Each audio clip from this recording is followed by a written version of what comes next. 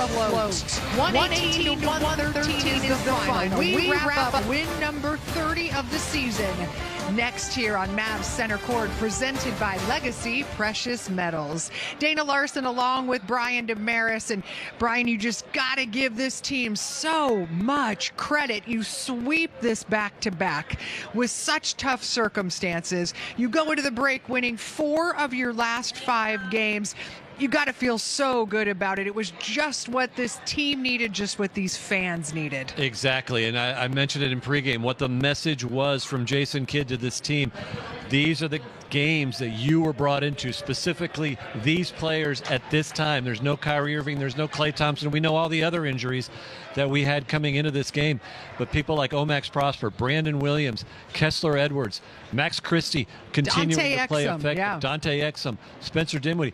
You basically played 8 players, and 7 of them scored in double figures. A complete team effort on both sides of the floor against a desperate Miami team that really wanted to get a win and get their first win in the post-Jimmy Butler era. Yeah, and you had a guy on the other side, Tyler Hero, going for 40 tonight, and he had the ball in his hands late as they were trying to make this extremely interesting, and the Mavericks got a defensive stop when they needed it most. Switching everything defensively, playing 1 through 5, and look at Exum. Hug him on the corner, force a tough shot, stay vertical, not foul. That was absolutely massive. Those long arms, look at that, making it really difficult, making sure there was no chance you were going to foul him on a 3-point shot like what happened. I was going to say that. Minutes earlier. Right. And so that was really important defensively. Again, Spoelstra likes to play. Don't want to call a timeout. Just get it going. And that's the beauty of playing small. As you play 1 through 5, you switch everything. And Exum is not just a guy who can get to the bucket, although he was 1 off his career high with 27 points, but he's able to play really long, rangy defense and made sure he was just going to make that shot as tough as possible for someone who had hit 2 threes here in the 4th and was starting to really get hot from deep. Yeah, I felt like it was redemption for Exum, who had been the culprit on the 4-point play earlier. Maybe a little ticky-tacky, too. Maybe a little kickoff by exactly. there. Exactly. Well. But Dante Exum was, he knew he had to play good defense there. He had to put his full body, his full length in the way to make that a tough shot for a guy who was going off, was simply cooking. And that was exactly the moment you felt like they had this in the bag. But they had to make runs along the way. They had a nice run to counter in the 3rd quarter, and they had a really important run in the 4th quarter. Ended up being a 12-0 run to finish things off, really to take control here. And once again, it was everybody involved.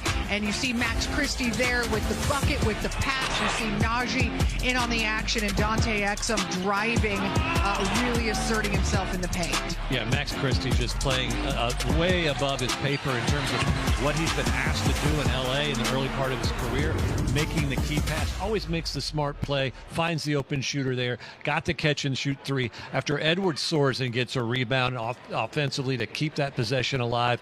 Exum doing what he does to run things on that end. Listen, this game was getting away from the Mavericks in the 4th quarter there. They were down in a deficit with under 5 minutes to play, and that 12-0 run turned everything around. We've seen this team lose a 12-point lead in the Sacramento game just earlier this week in the 4th quarter in clutch time, but they flipped the script against a team where Ware had gotten to 15 points in the first half, only 2 in the second half. That length was held out. They didn't go to him.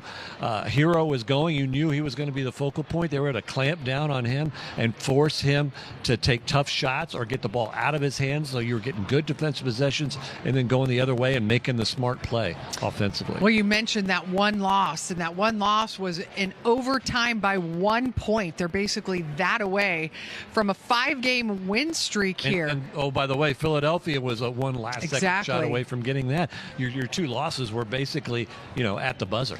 And that's pretty much what sent Jason Kidd sort of over the edge after that Sacramento loss, because he sees how hard this group is working, and you want to see the results. But the results have come here in these last couple of games, and no doubt Jason Kidd will be able to get a little more rest over the break with these in the win column. Let's hear from the Mavs head coach now as we head downstairs. I mean, you had 9 guys available, 7 of them in double figures. What does that say about your team that you had that balance tonight? Analytics would say that we needed 8 of the 9 to score in double figures if we had any chance. So someone has to score if all 9 are playing. And I thought the group, again, we've said this here of late, the energy and effort, the way to compete, they're going to make mistakes, but no one's pouting. Everybody's playing. I thought Hardy couldn't find the basket, but kept playing, and guys trusted him. And so, big win before the break, and now we can rest, regroup, and get ready for the second half. But we need everybody who can score, and they did tonight. How have you guys just stayed together as a team during these last 2 weeks? Yeah, I think it's that Max Christie, only 6 games into his Mavericks career, he's already the Mav on the mic. He's so, confident and comfortable, willing to put that on and wear that all game long. And it looks to me, in watching that, we can tell he's a really even keel guy. He's talked about wanting to play calm, cool, collected. He's a guy that likes to take breaths, do breathing work before the game. He walked in with a book.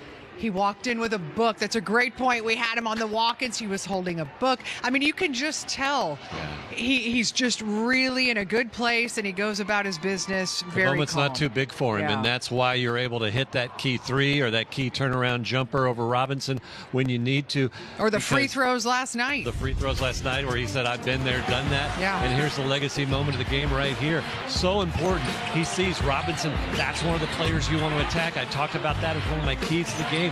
Find out who you want to attack. He's one of those, and he's not shy. He has that little turnaround right there, and at the dotted line, able to get such a key bucket, 19 points. And, oh, by the way, 5 rebounds and 5 assists to go with it. He scored over 15 points in every game as a Maverick, averaging 17, 46% from 3. And that communication, I like him talking on defense. I got this guy, you do that. He is going to be a fan favorite for a long time around here. It's exciting to see just how much he has in his offensive bag, too. I mean, that spinning jumper in the paint there is not an easy shot. And then we've seen how comfortable he is with the beautiful stroke from long range. He's putting the ball on the floor and driving with it. He's tall, long, he can finish.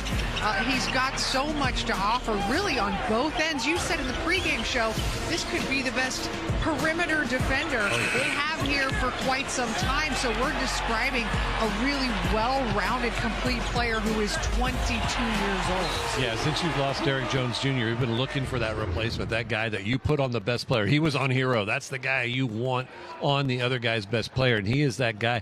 He also makes smart passes. He makes high basketball IQ plays. He goes for that extra pass, goes from good to great looking shot. And I liked how he was kind of giving Spencer a little hard time. Did he bank that in? Like, hey, we know you kind of got away with one there, but that's the fun ribbing. That's the part of the